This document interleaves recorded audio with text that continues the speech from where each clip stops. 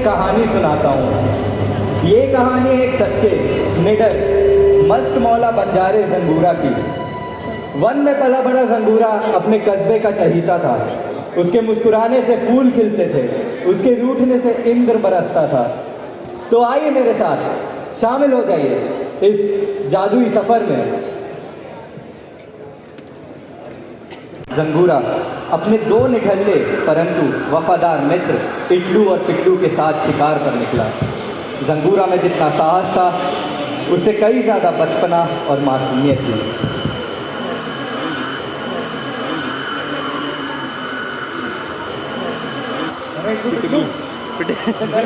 पिटलू आज तो करेंगे भालू का शिकार और फिर होगा जश्न। अरे पर जश्न मनाने के लिए भालू का शिकार करना जरूरी था जंगू। अरे पर पता चले भालू हमारा शिकार करके खुद ही जश्न मना ले। कितना डरते हो तुम दोनों। इससे अच्छा ना भालू से ही दोस्ती कर लेता। भालू से दोस्ती। रुको मैं चलता हूँ। रुको भूल गए। इसके बाद तुम्हारी जान किसने बचाई थी? पर पिछली बार तो कुत्ता था ना। इधर आज तो तुम्हारा डर निकाल के ही रहूँगा। चलो यहीं कहीं होगा भालू।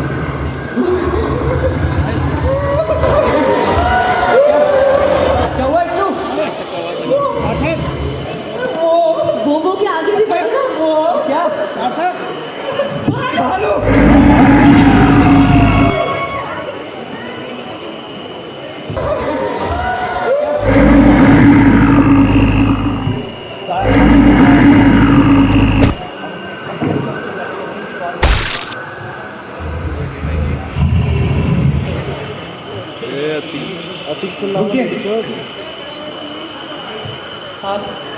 आपको पहले कभी यहाँ देखा?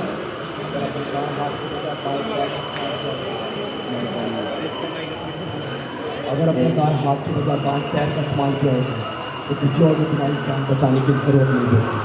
निडरता ही सब कुछ नहीं होती। सक्षम बनने के लिए कुशलता की भी बहुत जरूरत होती है। तो क्या आप बनाएंगे मुझे कुशल? कोई आसान काम नहीं है और साहस, हिम्मत और मेहनत की जरूरत पड़ती है। गुरुजी साहस तो इतना है कि मैं कभी किसी से डरता नहीं और मेहनत करने से मैं पीछे कभी हटता नहीं। और आपका शिष्य बनने हो, हिम्मत कूद कूद के बनने मुझे, ये तो आप ही मानते हैं गुरुजी। तो इसका मतलब मैं हाँ समझूं? कल सूरज सूर्योदय से पहले मुझे यही मिलना है। जी।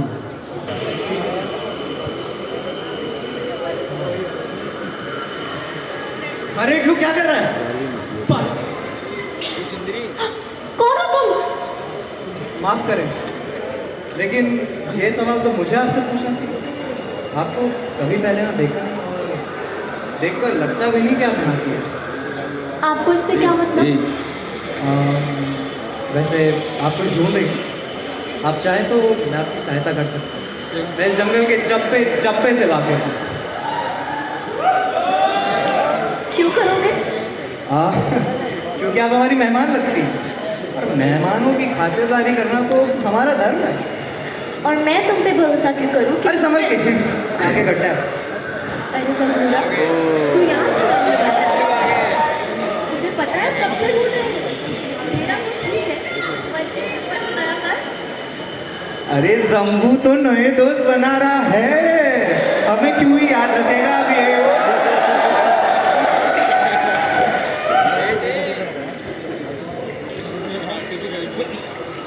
नहीं ऐसा कुछ नहीं है, मैं उनकी सहायता कर रहा था, ये राह भटक गई थी। नमस्कार।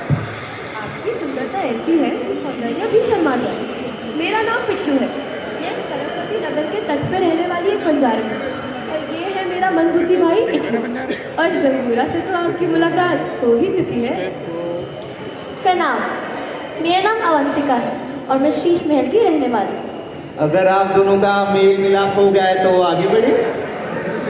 आप वैसे अवंतिका, आप मुझ पर भरोसा कर सकती हैं, मैं आपको सही राह दूँगा। आपसे बोलते ही रहेंगे, दिशा भी दिखाएंगे।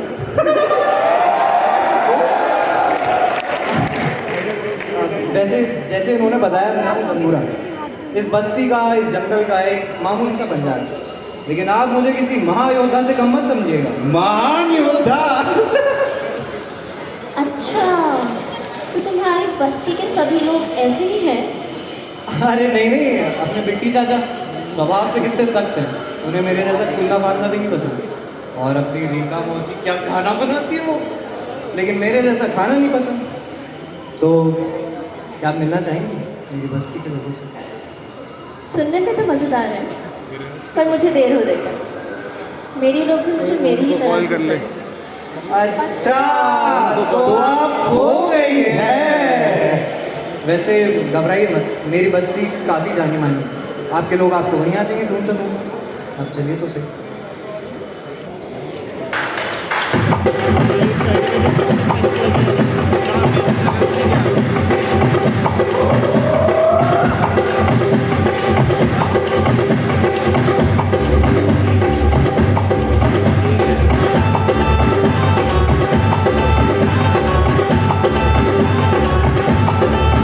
बाजे ढोल बजा सारे, आगे गीत बजा सारे, आयो खूबी आवाज़ सारे, देखो देखो तमाशा रे।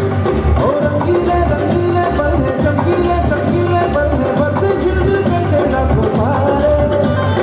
अलबेले अलबेले तन हैं, लचकीले लचकीले तन हैं, कोई अपने दिल कैसे ना हारे। ओ मैं बरधारा, मैं जरहारा, मैं जगहारा, जोश बिहारा, मैं सरदारा, मैं अवधारा।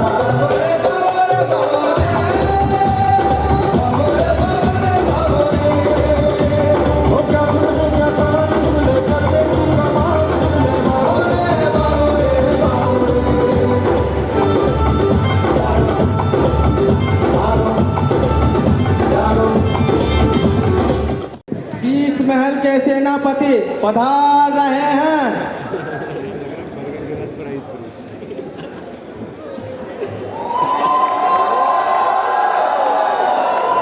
पकड़ो इसे।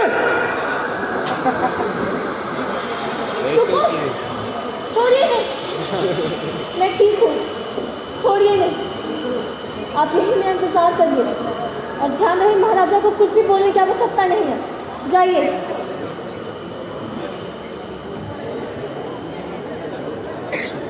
जानती हूँ आपके मन में बहुत सी सवाल है और मैं माफ़ी चाहती हूँ कि आपकी ईमानदारी के बदले मैंने आपको सिर छूट दिया, अपनी सच्चाई छुपाई कि मैं एक राजकुमारी थी। पर ऐसा पहली बार हुआ है किसी ने मुझे इतना प्यार और सम्मान सिर्फ मेरे लिए दिया।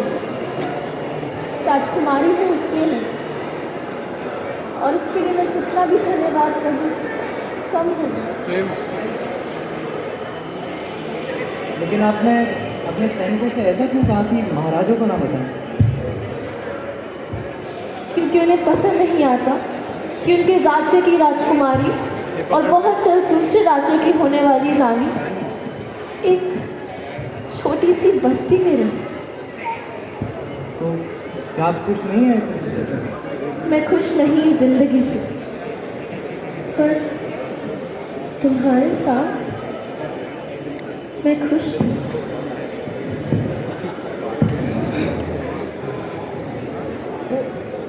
वो खुश थी, वो सच में मेरे साथ खुश थी, और वो खुश नहीं उन लोगों के साथ।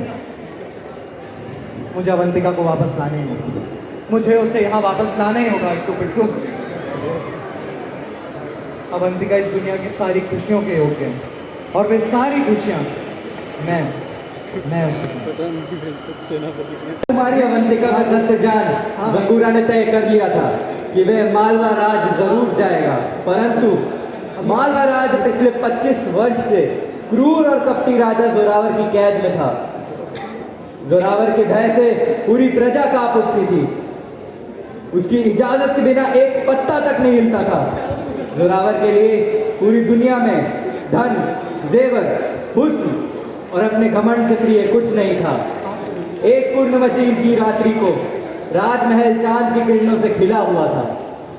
जगमगा रहा ये जहां है, क्या ये चांद का सुरूर है? जगमगा रहा ये जहां है, क्या ये एक चांद का सुरूर है? चांद भी शर्मा जाए ऐसा नज्म है ये, अब इसमें भला हमारा क्या कसूर है? वाह वाह, ये जो सुनहरे शब्द तुम चांद पे लेके आए हो, कभी हमारे लिए भी लिख दिया करो, हम पे क्या कांटे लगे हैं। नहीं नहीं हुजूर, आपके लिए तो पूरा मुशायरा तैयार करते हैं। नहीं हुजूर, हुजूर माफी, हुजूर माफ कर दो, हुजूर माफ कर दो, हुजूर माफी, हुजूर, हुजूर बचा लो, हुजूर माफ कर दो। अब मेरे प्रिय मंत्री, मुझे ये बताओ कि इसने क्या गलती की?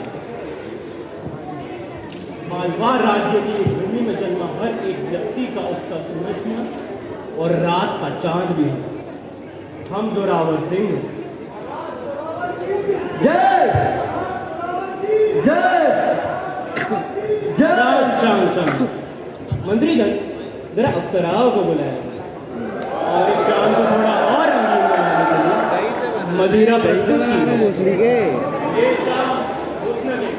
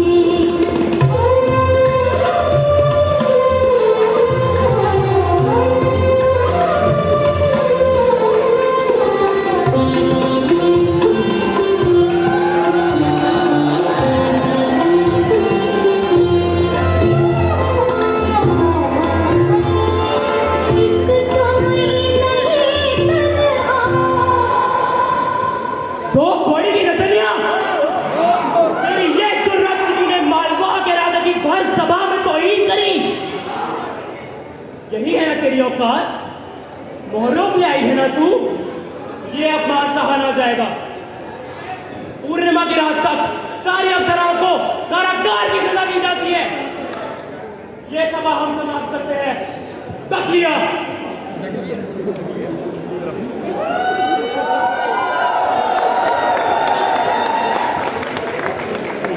पिताश्री, आप थोड़े चिंतित लग रहे हैं।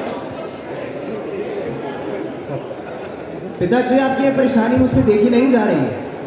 अगर आप अपनी समस्या मुझे बताएंगी नहीं तो मैं आपकी सहायता कैसे करूंगा? वीर, सब बिखर रहा है। मुझे ऐसा लगता है मेरा अतीत मेरे भविष्य की द्वार पर खड़ा है और मैं वर्तमान काल के पहियों के बीच में पिस रहा हूँ। हरदाम की हार का कर्जा हम अभी तक नहीं चुका पाए हैं।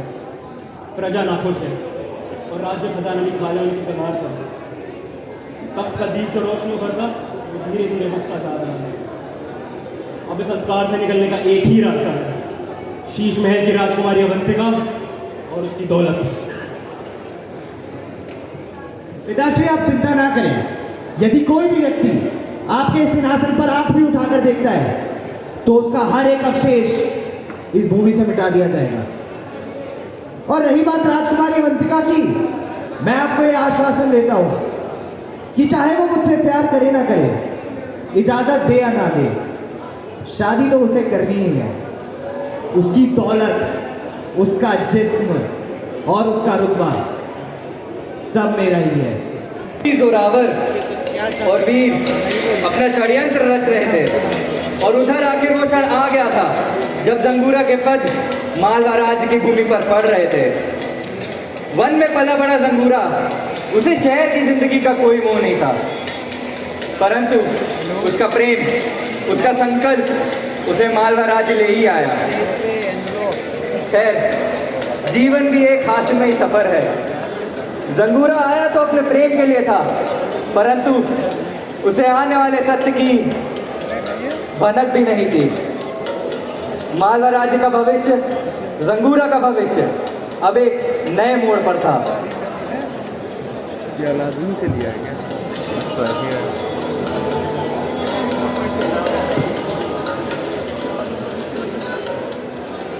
अरे जंगू देख, कितने रसीले आम हैं। हाँ आया इट्लू, छोड़ो मुझे। कौन हो तुम?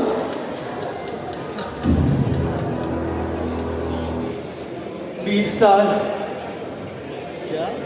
साल से मैं भीष्म, मालवा का पूर्व सेनापति, इस क्षण की प्रतीक्षा कर रहा था कि कब मालवा का असली वंशज इस राज्य भूमि पर अपने कदम रखे और हमें धन्य करे। ये बुढ़ो क्या बोल रहे हो तुम? लगता है तुम अपने होश में नहीं हो। होश तो मैं अभी तुम्हारे उड़ा दूंगा। ये कहानी 25 वर्ष पहले की है, जब मालवा एक खुशहाल राज्य था। ये कहानी उस मालवा राज्य की है जहाँ 25 वर्ष पूर्व राजा द्रोण का राज था। पूर्व राजा के अंदर मालवा के शत्रु राज्य में आग उठाने से भी डरते थे। और एक दिन राजा द्रोण को एक बहुत ही खूबसूरत पुत्र हुआ, जिसका नाम उन्होंने देव रखा। राजकुमार के जन्म से राज्य में नया उल्लास आ गया, परंतु वो खुशी ज्यादा देर तक नहीं रही। एक रात को भरी सभा में जोरावर नाम के मंत्री द्रोण को पीठ पर खंजर घोंप दिया। मृत अवस्था में राजा द्रोण ने मुझे राजकुमार देव और महारानी की रक्षा करने का दायित्व सौंपा।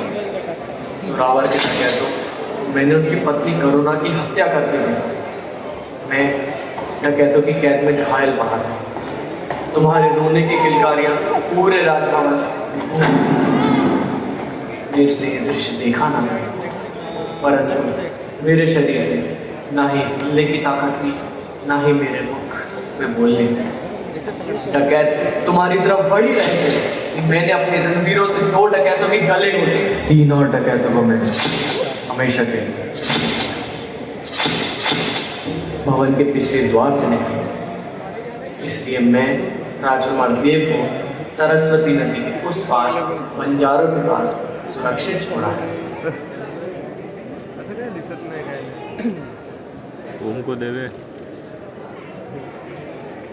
पर आज उसी राजकुमार ने हमारे बीच में अपने कदम रखे, मालवा की बंजर जमीन को उपजाऊ बना दिया। आज उसी राजकुमार ने इस भूमि पे अपने कदम रखे मालवा की को रोशनी तरफ ले जाने का प्रारंभ कर दिया है। इस राज्य का खोया हुआ तारा, इस राज्य का नन्हा राजकुमार, इस राज्य का होने वाला राजा आज सशक्त मेरे सामने खड़ा है। तुम जंगूरा इस राज्य के होने वाले मसीहा, इस राज्य के होने वाले राजा और इसके असली वंशज हो। लेकिन तुम मेरी किसी भी बात पे विश्वास नहीं करते, तो जाओ हल्दी घाट लौट जाओ अपने घर और वहां जाके सुनो अपना पूरा सत्य। ये क्या बोल रहे हो तुम?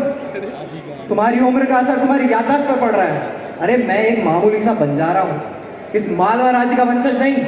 ये कहानी तुम ना किसी और को सुनाना।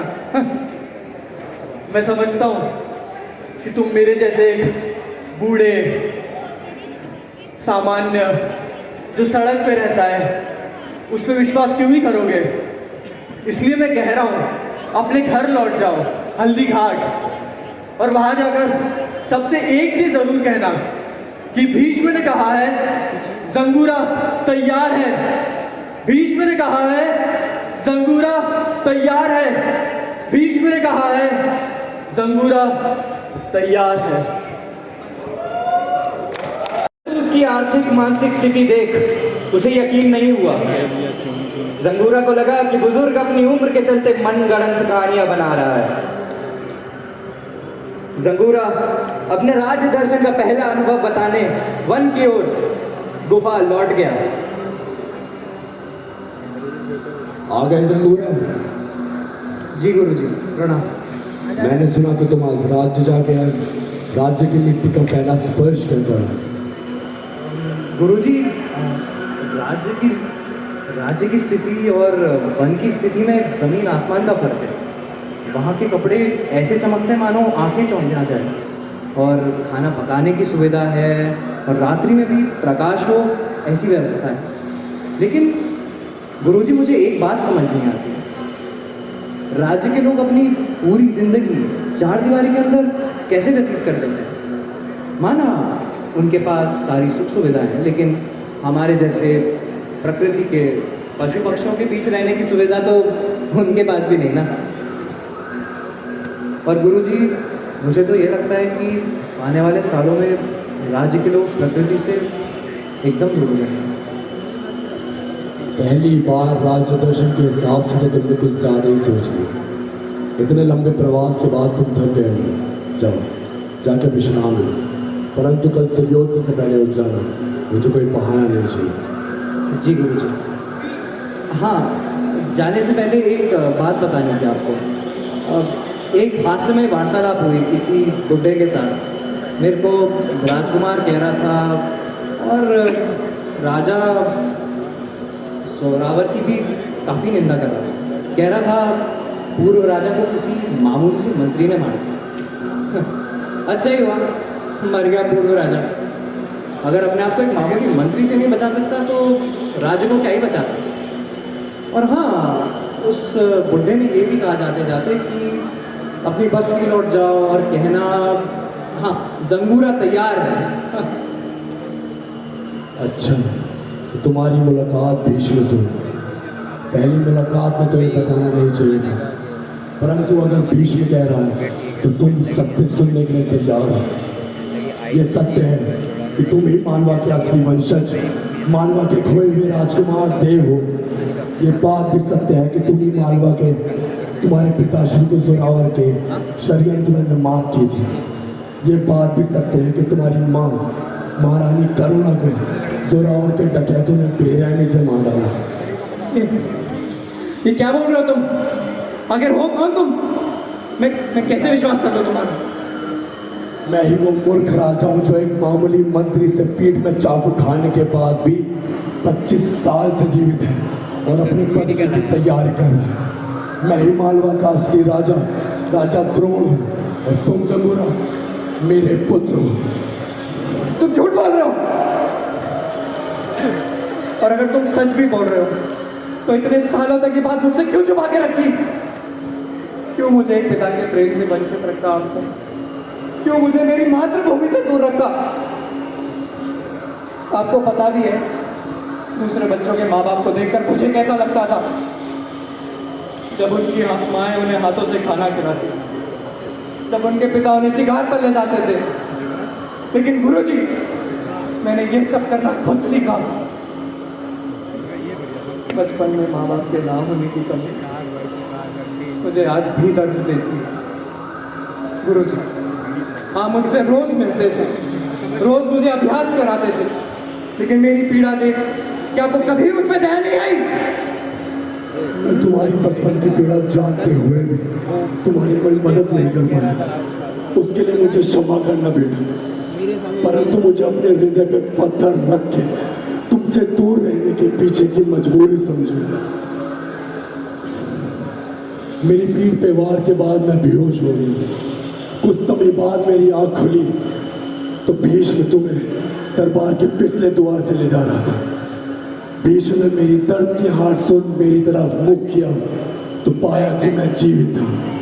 भीष्म मेरी ओर आया और मुझे जिंदा देख रोने लगा। भीष्म ने मुझसे महारानी की रक्षा ना कर पाने की वजह से माफी मांगी और उसी क्षण मेरी आंखें फिर बंद हो गई। कुछ समय बाद मेरी आंखें फिर खुली तो मैं इसी गुफा में था। मेरा शरीर पत्तियों में लिपटा हुआ था और इसी गुफा में तुम, भीष्म और एक वैद्य थे जो मेरा इलाज कर रहे थे। भीष्म ने मुझे राज्य की पूरी स्थिति बताई और कहा कि कैसे जोरावर तुम्हारी एड़ी चोटी से चार्ज कर रहा है। उसी क्षण मैंने निर्णय ले लिया कि मैं तुम्हें खुद से दूर रखूंगा, तुमसे दूरी बनाए रखूंगा, सिर्फ और सिर्फ तुम्हारी रक्षा करने के लिए। परंतु तुम्हें शस्त्र ज्ञान देना भी बहुत जरूरी था, इसलिए मैं तुम्हारा गुरु बन गया। मैं तुम्हें समय आने पर सब कुछ बताने वाला था। मेरी दुविधा समझो, मैंने जो कुछ किया सिर्फ और सिर्फ तुम्हारी रक्षा के लिए किया। आपको माफी मांगने की कोई जरूरत नहीं है पिताजी। मैं वादा करता हूं आपसे कि आपके इतने सालों के बलिदान का और मेरी माता की मृत्यु का मैं जरूर बदला लूंगा। मैं उस जोरावर को मार मालवा का सिंहासन अपने नाम करूंगा और ये जोरावर का खात्मा होगा। मैं आपसे वादा करता हूं ये जंगूरा और राजकुमार देव का अपने पिता महाराजा द्रोण को वादा है।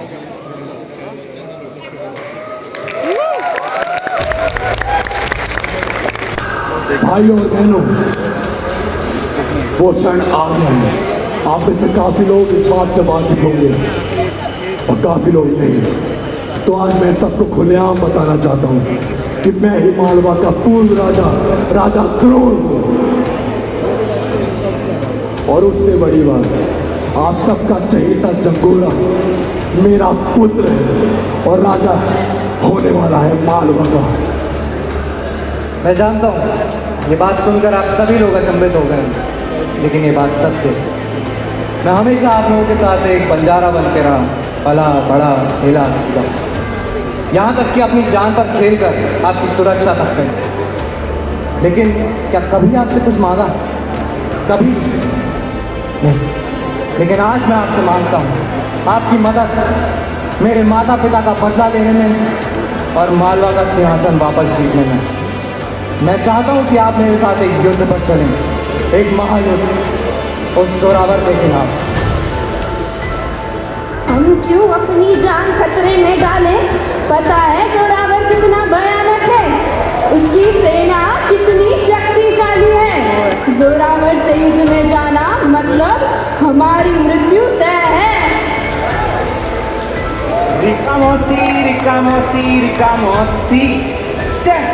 अब हम दोनों ही देख लीजिए आप, अब इतनी भयानक दिखती हो फिर भी ये बात हमें आपके घर से खाना चुराने से रोकती है। अरे पागल है क्या? बोलने की तमीज नहीं है। नहीं नहीं, हम कोई खाना नहीं चुराते।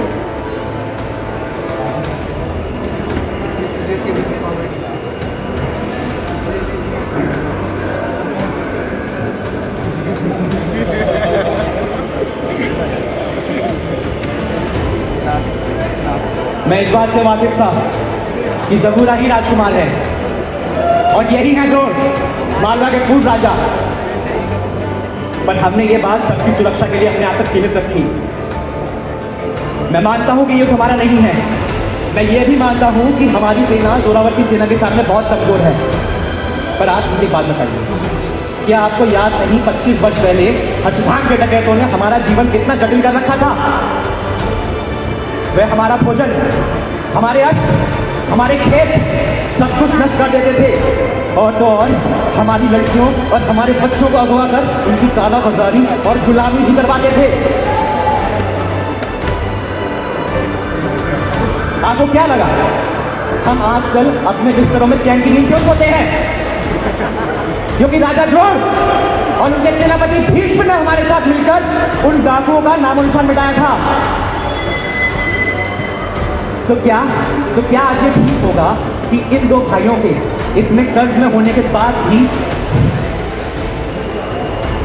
हम इनकी सहायता ना करें?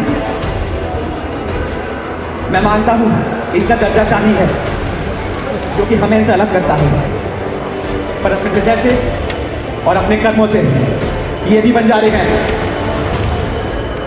मैं मानता हूँ जो मैं आपसे मांग रहा हूँ वो कितना कठिन है, लेकिन आप ही बताएं, उस जोरावर ने मेरी माँ को बेरहमी से मार दिया मेरे पिता को इतने सालों तक मेरे से दूर रखा, और अगर मैं इनका बदला ना ले पाया तो मैं कैसा पुत्र कहलाऊंगा? मैं जानता हूँ कि मेरे सामने उस जोरावर की महासेना है, लेकिन अगर हम बंजारे भाई बहन मिलकर उस जोरावर पे धावा बोल दें तो हम ये जंग जीत सकते हैं, हम जोरावर को हरा सकते हैं। तो कौन देगा मेरा साथ? हम देंगे, हम देंगे, हम देंगे।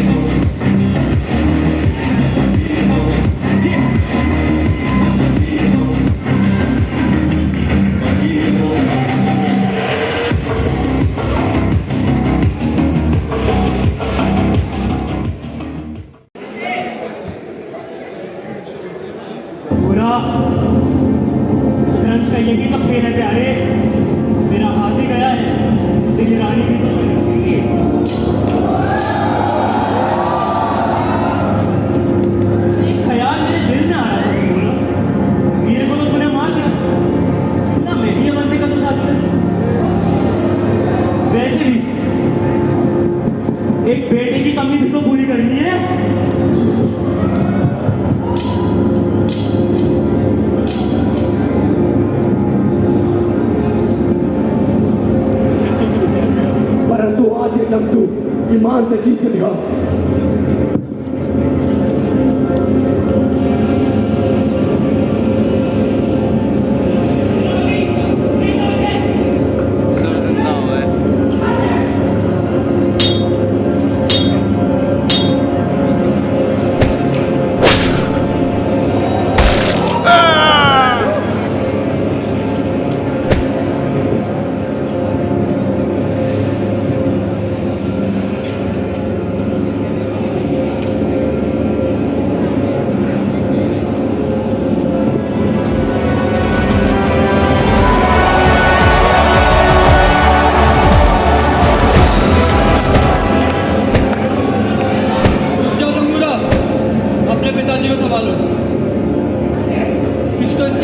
पिताजी पिताजी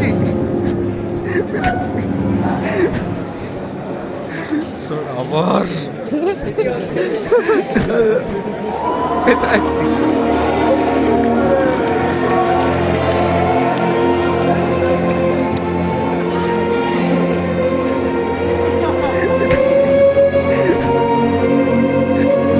युद्ध का विनाश देख मालवा राज्य में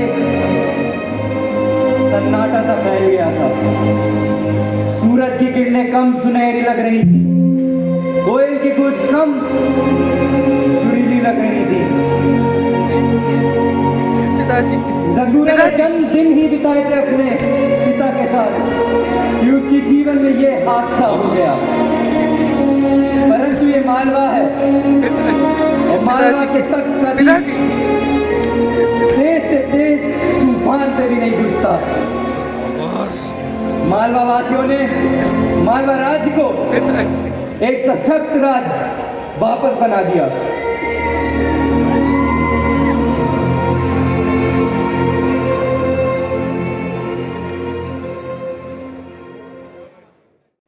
जंगूरा